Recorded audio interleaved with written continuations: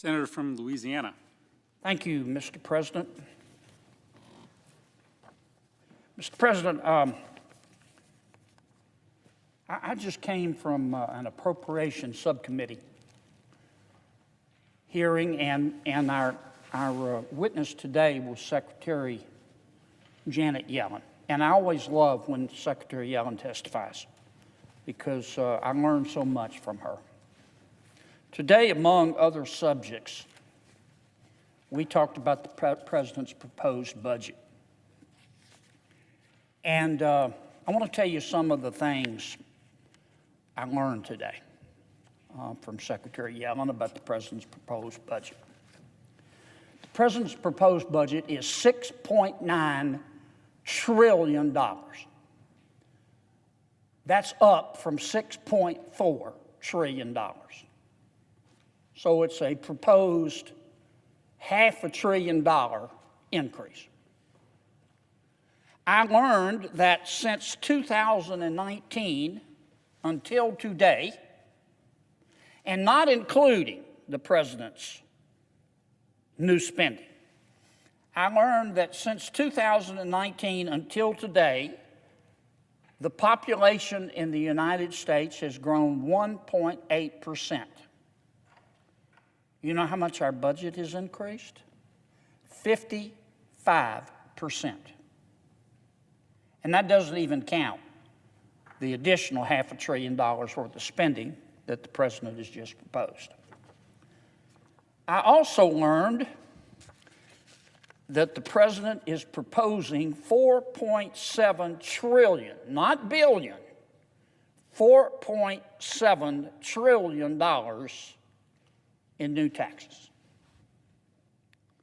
Takes my breath away. $4.7 trillion. We're going to run out of digits. And I also learned something else. You know, the President, and I say this gently and with respect, the President has been running all over hell and half of Georgia saying my proposed budget decreases the deficit by $3 trillion. You probably heard him say that. I heard him say it day before yesterday.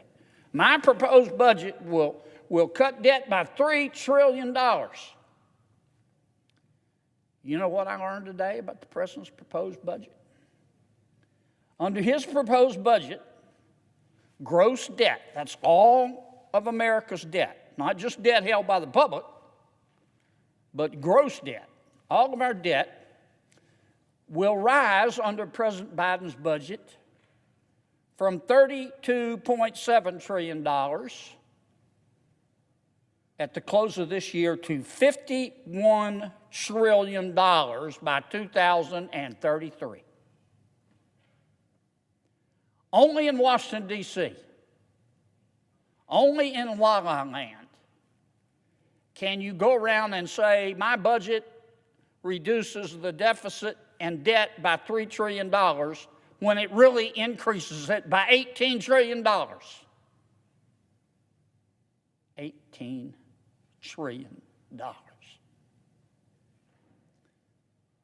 I've also learned a lot this week about Silicon Valley Bank. I think I spoke, Mr. President, I don't know, a week, maybe 10 days ago. Gosh, we've learned a lot in a week. One of the things that we have learned is that the failure of Silicon Valley Bank and President Biden's bailout of Silicon Valley Bank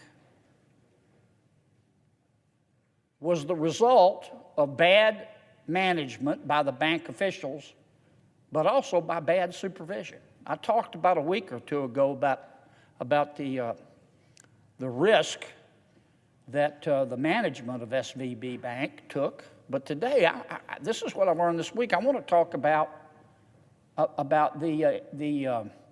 the mistakes that were made by the federal government in supervising this bank.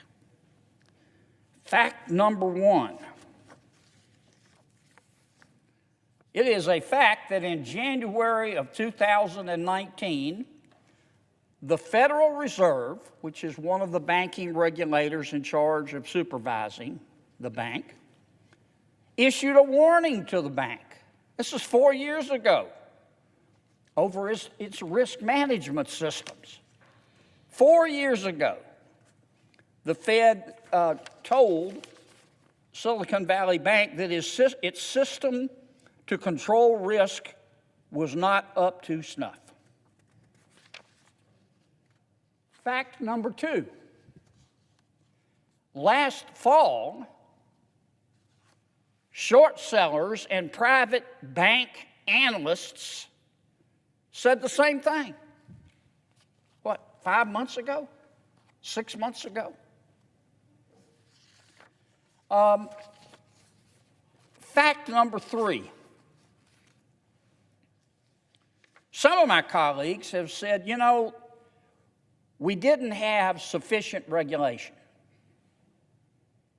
I don't know how you regulate greed. I don't know how you regulate stupidity, but I'm referring now to the management of Silicon Valley Bank. But it wasn't a failure of regulation that caused Silicon Valley Bank to go under. It was the failure to enforce the rules that we already have. I just explained to you, here's the article from the Wall Street Journal. The Federal Reserve, one of the banking regulators in charge of Silicon Valley Bank, knew in January of 2019, the bank was criticized for its risk control practices. And they were supposed to correct those risk control practices. Why didn't the Federal Reserve follow up? Now, I also learned, some of my colleagues are saying, well, you know, this is all the fault of Congress. It's the fault of Congress because Silicon Valley Bank was not subject to a stress test. We, as you know, Democrats and Republicans supported an amendment to Dodd-Frank back in 2018 that some say prevented the bank from being stress tested. That's not true. The bill that we passed in 2018 said categorically and unequivocally, look at Title 12, Chapter 2, Subchapter A, Part 252, Subpart A, Section 252.3. It said in our legislation that the Federal Reserve and the other banking regulators had the authority at any time to stress test Silicon Valley Bank, and they chose not to do it. Now, the other point being made by some of my colleagues is that, well, they weren't big enough to stress test. They had to be $100 billion or more. That's not true. They were over a $100 billion bank at the end of 2021. So they did qualify to be stress tested in 2022. One of the other things we've learned, Mr. President, is that in 2022, the Federal Reserve stress tested 34 banks. Silicon Valley Bank was not one of them, as I said. They could have been. Under the rules, they qualified. The Federal Reserve issued a report on its stress tests from 2022. Here it is.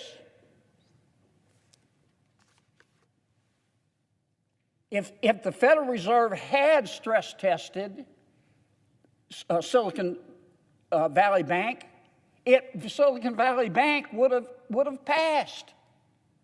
It would have passed. You know why? Because the Federal Reserve, in its stress testing in 2022, didn't stress test interest rate risk. They just stress tested credit risk.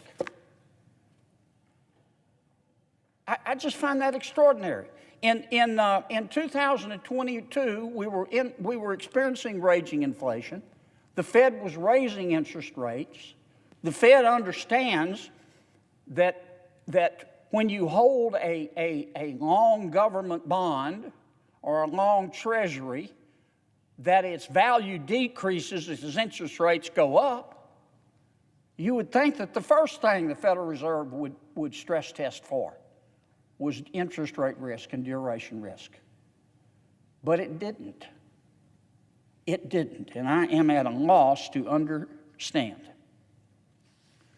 Mr. President, now the Federal Reserve has announced, I think the Vice Chairman of the Federal Reserve, Mr. Barr, has announced that he's going to be in charge of finding out what went wrong. And Mr. Barr's a fine person, and nothing I say today should be construed to suggest that he's not.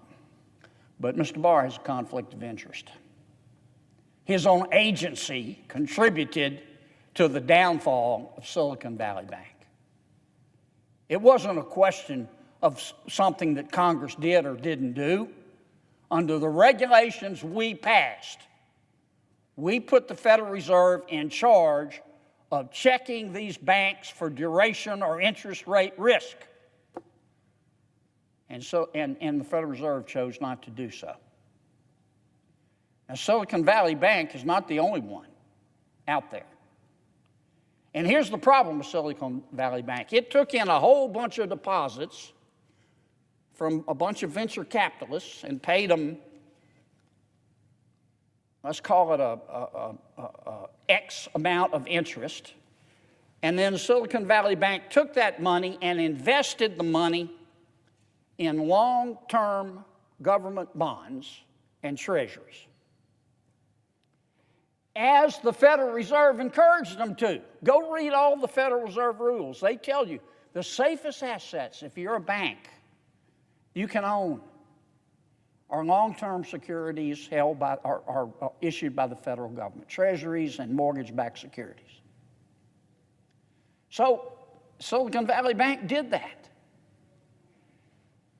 But as the Federal Reserve is also supposed to know, as is the management of the bank, these long-term bonds, government or otherwise, as interest rates rise, they fall in value. I mean, that's like banking 101. That's like econ 101. And that's what happened to Silicon Valley Bank.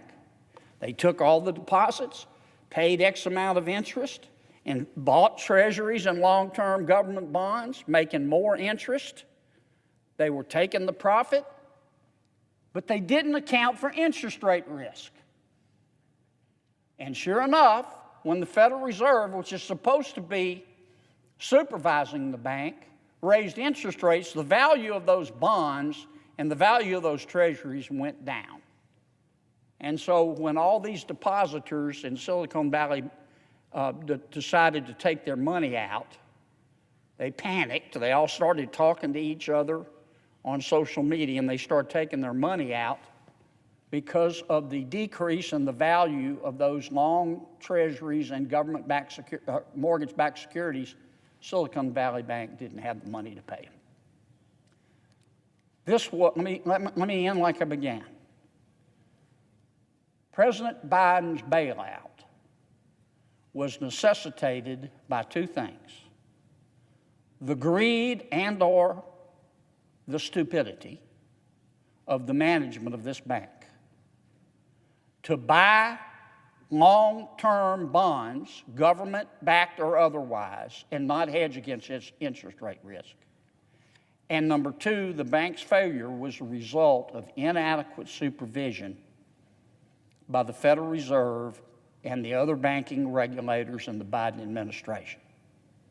Congress had nothing to do with it.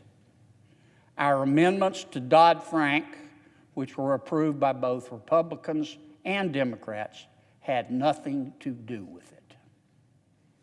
Thank you, Mr. President. I suggest the absence of a quorum.